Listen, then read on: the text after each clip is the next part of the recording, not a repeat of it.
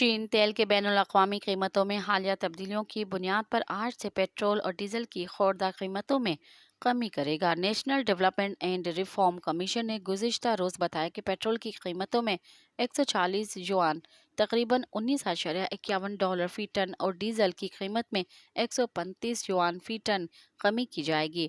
ملک میں قیمتوں کے تعین کے موجودہ طریقہ کار تحت خام تیل کی بین الاقوامی قیمتوں میں تبدیلی کے بعد ریفائنڈ تیل کی مصنوعات کی قیمتوں میں رد و بدل کیا جائے گا۔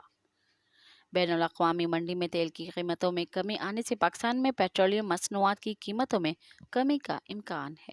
مزید خبرن ऐं तफ़सीलात लाइ विज़िट कयो असांजी वेबसाइट www.awamiNewsHD.com ऐं ॾिसंदा रहो अवामी न्यूज़ HD।